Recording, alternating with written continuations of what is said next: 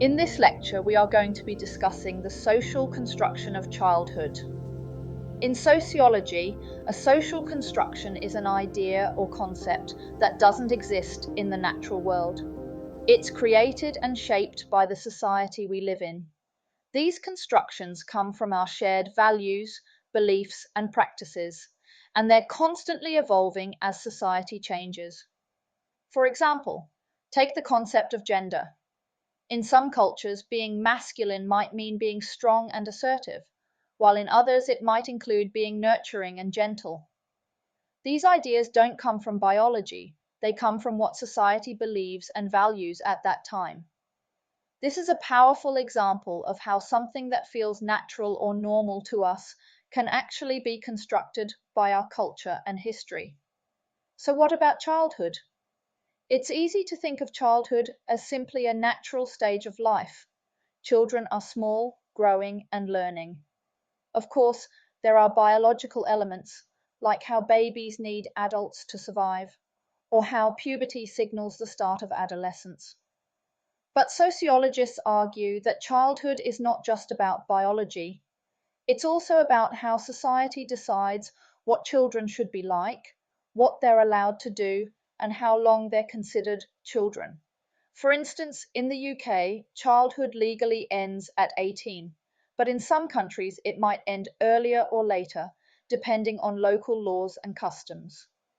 This idea that childhood is shaped by cultural expectations, historical moments, and social structures is what many sociologists mean when they argue that childhood is a social construction. It suggests that childhood isn't fixed or universal, but instead is something that societies create and recreate over time. However, not everyone agrees with this perspective. Some sociologists argue that childhood is a distinct biologically determined phase of life that exists independently of social and cultural influence.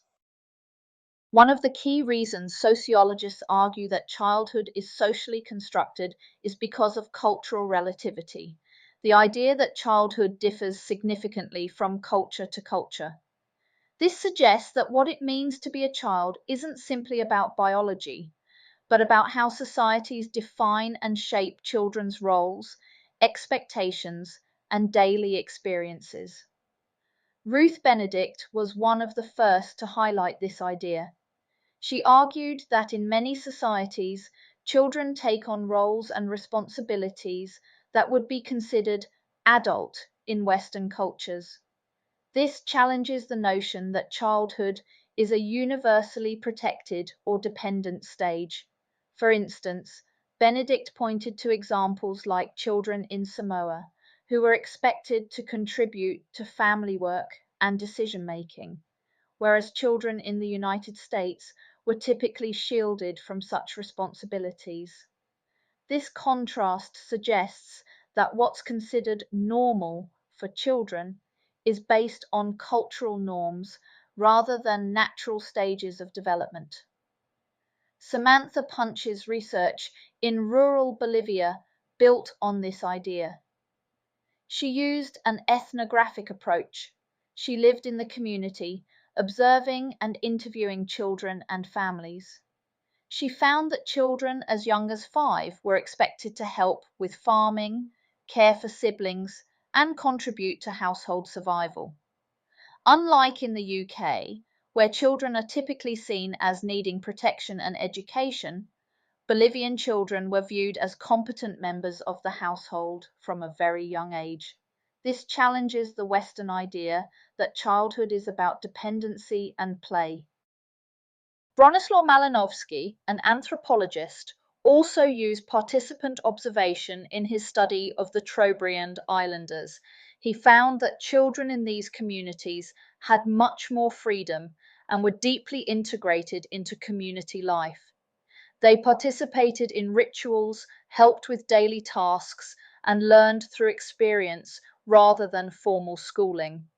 Similarly, Raymond Firth's work with the Tukopia tribe involved direct observation and interviews. He saw that children were treated as miniature adults. taking part in fishing, farming, and social practices as soon as they were physically able. These studies powerfully demonstrate that childhood is not a single universal experience. Instead, it is shaped by what each society needs, values, and expects from its younger members. For instance, in societies where survival depends on collective work, children are seen as capable contributors, not dependents. However, there are important criticisms of this cultural relativity approach. Some sociologists argue that while these studies show different cultural practices, they may not fully capture children's own experiences or feelings about their roles. Nick Lee suggests that researchers can sometimes romanticize these examples, focusing too much on cultural differences and not enough on whether children themselves feel burdened or exploited. There's also the issue of power dynamics in research. Adults, including researchers, interpret children's lives, which can overlook the voices of the children themselves. Additionally, critics like Stephen Wagg warn that by emphasizing cultural differences too strongly, we risk ignoring the biological and developmental needs that children share across cultures, like needing care and protection in the early years. This raises the question, can childhood really be entirely socially constructed if there are some universal aspects to how children grow and learn? Historically, childhood has changed dramatically over time, and this idea is known as historical relativity. It suggests that what we think of as childhood is not a fixed stage, but something that has evolved depending on the social and economic context of each era. One of the most influential figures in this area is historian Philippe Ariès. Ariès used an innovative methodology for his time.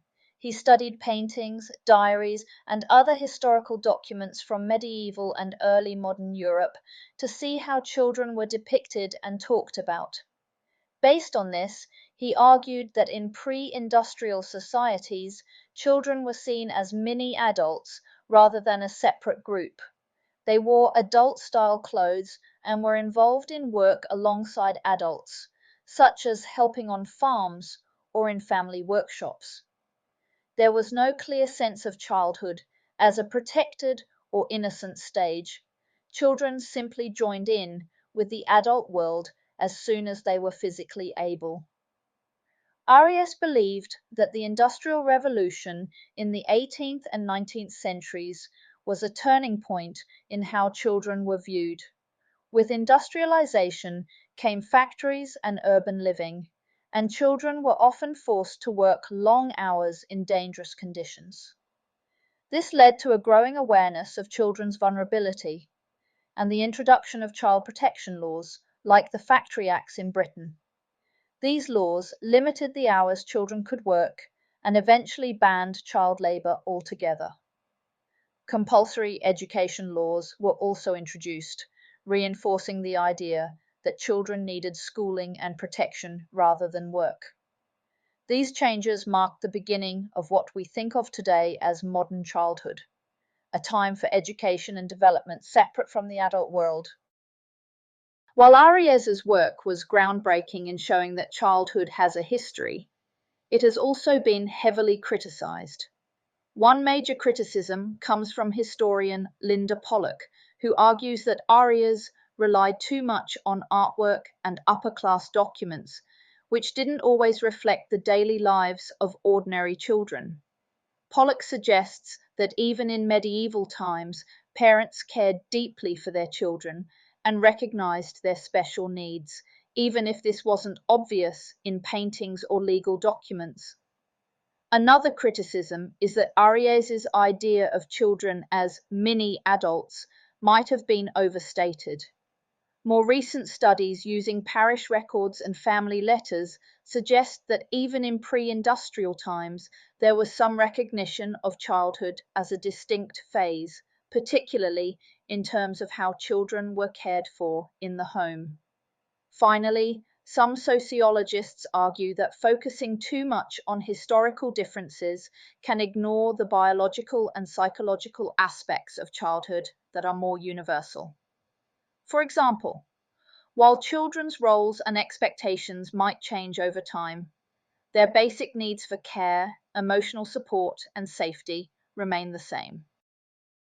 Of course, not everyone agrees that childhood is entirely a social construction. While the cultural and historical relativity perspectives show us that childhood can look very different across societies and eras, other sociologists argue that there are also clear and stable features of childhood that set it apart from adulthood, no matter the culture. These sociologists focus on the idea of separateness, the notion that childhood is a distinct stage with unique needs, roles, and experiences, even if the details vary across societies. One of the most influential sociologists in this area is Jane Pilcher. Pilcher argues that in modern Western societies, childhood is marked by clear and separate boundaries. She points to legal protections that specifically apply to children, like the age of consent, the minimum school leaving age, and child labor laws, which all reflect the idea that children are a separate and protected group. Pilcher also highlights the way our culture creates a special world just for children through toys, books, TV shows, and clothes designed to appeal to them. This idea of childhood as the age of innocence portrays children as vulnerable and in need of safeguarding from the adult world. Pilcher's approach relies on secondary data analysis, meaning she examines laws, marketing trends, and social policies to support her arguments. This is powerful because it shows how childhood is treated differently in practice and in the cultural imagination. However, some critics argue that this focus on Western societies might ignore the diversity of experiences even within those cultures. For example, childhood in middle class families might be very different from childhood in working class families, suggesting that separateness is also shaped by social class and other factors. Another important perspective comes from Alison James and Alan Prout, who developed what they call the dominant framework. This framework argues that in most Western societies, children and adults are seen as fundamentally different from one another, not just because of age, but because of how their capacities and moral understandings are perceived. Within this framework, children are viewed as simple and amoral. This means that children are seen as focused on their own immediate needs and desires, things like food, comfort, play, and fun, without the ability to understand the complex moral rules that adults live by. For example, children might be seen as acting impulsively or not yet able to think about consequences beyond what affects them personally. Because of this perception, children are thought to need protection and moral education to become more responsible members of society. By contrast, adults are viewed as complex and moral. This suggests that adults are expected to understand different perspectives, consider long-term consequences, and make decisions based on moral reasoning and empathy. Adults are also seen as responsible for maintaining social order and passing on these moral lessons to children. This idea is reflected in practices like bedtime routines, curfews, or parental controls on media, rules that adults enforce to shape children's moral development and guide them into becoming mature, responsible adults. James and Prout's dominant framework draws on historical analysis and data from education policies, family practices, and cultural expectations. This approach shows how deeply rooted these beliefs are in Western societies and helps explain why there are so many rules and structures designed specifically for children. However, there are criticisms of this framework. One criticism is that it might exaggerate the differences between children and adults. Sociologist Nick Lee argues that children aren't simply passive or amoral. They're capable of complex thinking and moral decision making much earlier than adults sometimes realize. For instance, studies on children's play have shown that they negotiate rules, consider fairness, and even comfort friends who are upset, all signs of moral understanding. Another criticism is that the dominant framework doesn't fully explain how children's roles are changing in modern societies. Economic factors, like the rise of social media and child influencers, blur the traditional lines between childhood and adulthood. For example, children who become YouTube stars or social media personalities take on roles that involve adult-like responsibilities, like managing money, working with brands, or making decisions about their own public image. These examples challenge the idea that children are always simple and immoral, showing that they can be active agents in shaping their own lives. In contrast to views that see childhood solely as a social construction or solely as a biological stage, some sociologists have developed what's known as the sensible analytic approach. This approach tries to balance both sides by recognizing that while childhood is shaped by social and cultural expectations, it also has important biological features that are universal. This perspective suggests that childhood isn't completely fixed or purely a social invention. It's a period of life that includes biological stages of development, but the meaning and experience of those stages can vary widely across cultures and over time. In other words, while all children experience physical growth and cognitive development, how societies interpret and respond to these changes is shaped by social norms, values, and historical conditions. For example, during infancy and toddlerhood, 0–4 years, children are universally dependent on adults for basic needs like food, safety, and emotional comfort. This biological dependency is present in all societies. However, how this dependency is managed varies greatly. Some cultures encourage close, constant physical contact through practices like co-sleeping and baby wearing, while others encourage more independence early on. Middle childhood, 5 to 12 years, is where social and cultural factors really come into play. In many Western societies, children in this stage are seen as learners and playmates, with a strong focus on school and structured activities like sports or clubs. In contrast, in places like rural Bolivia, studied by Samantha Punch, children take on real economic responsibilities, working alongside adults and caring for younger siblings. These differences aren't due to biology, but to social and economic contexts that shape what's expected of children. Adolescence, 13 to 18 years, is perhaps the most culturally variable stage. In Western societies, adolescence is often seen as a time for self-discovery, education, and gradual preparation for adulthood. Teenagers might be encouraged to explore their identities and think about their futures.